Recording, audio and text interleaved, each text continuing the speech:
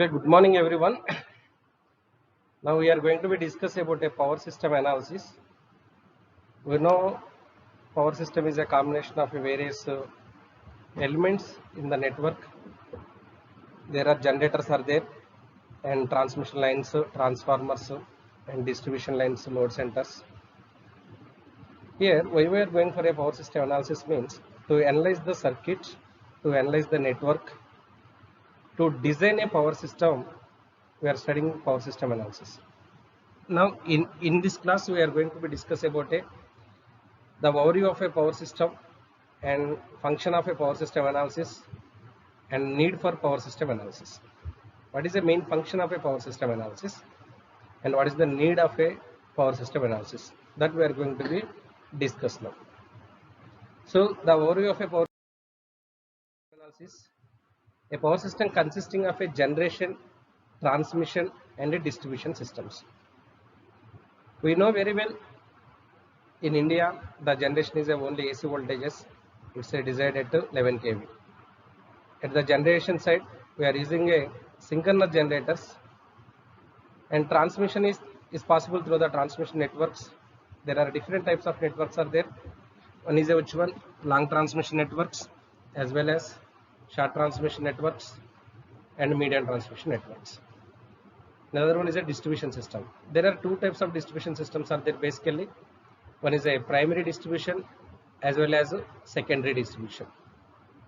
There is a primary distribution and a secondary distribution. The components of the power system are, we know very well, generators, transformers, transmission lines, distribution lines, loads and compensating devices. To compensate a reactive power, we are using a various compensating devices. There is shunt compensation, series compensation and a static wear compensation. Wear compensator means to reduce a reactive power. In order to maintain power system, the bulk power has to be transmitted through a transmission and distribution lines to the consumers safely and economically. Here the generation, how much you are generating, it is a basic function of an electrical engineer to transmit electrical power without losses. The evaluation of power system is called power system analysis. Means all these parameters we are going to be analyzed here. So the evaluation means we are going to be calculate the various behavior of a power system network, that we call the power system analysis. In monitoring the power system analysis, we are basically deals with a load flow studies or load flow analysis. The main function of a power system analysis is discussing about a faults. There are different types of faults. Basically these faults are classified into two types. One fault is a symmetrical fault and the other fault is a unsymmetrical fault. One fault is a symmetrical fault and the other fault is a unsymmetrical fault. To monitor the voltage at various buses, real and reactive power flow between the buses. To design the circuit breakers. We know very well the circuit breakers are the protecting devices under load conditions, and there are isolators also there.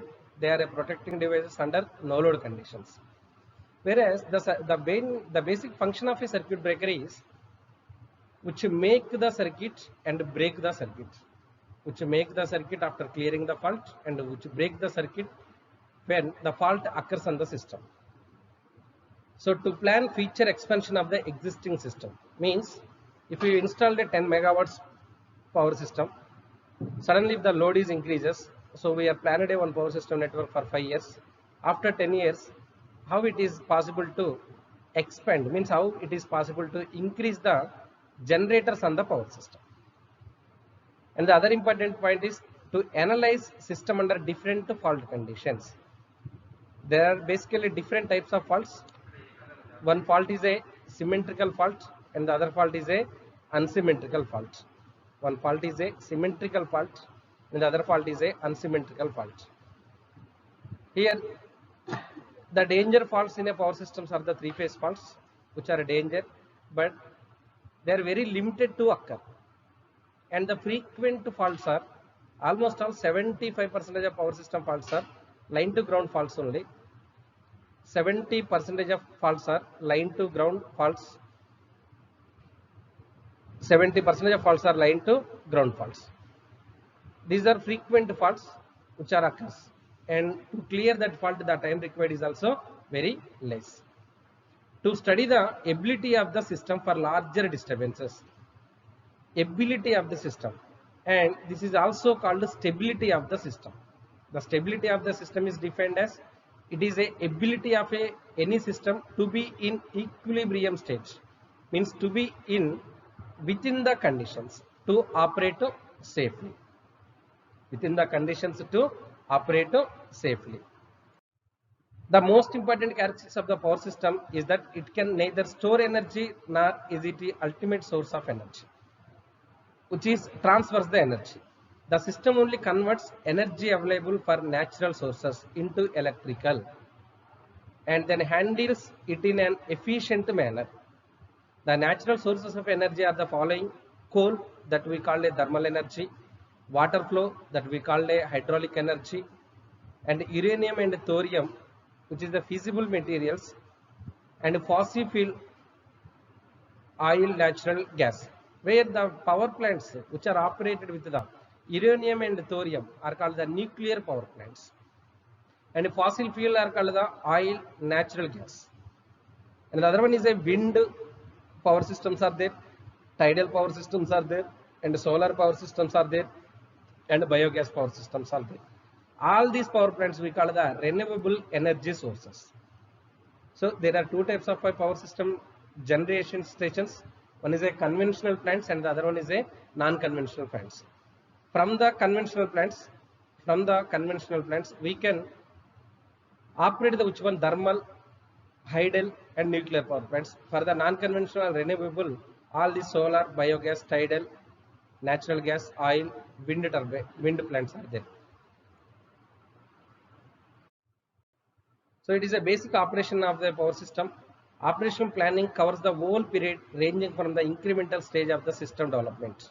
The system operation engines at various points like area, space, regional and national load dispatch.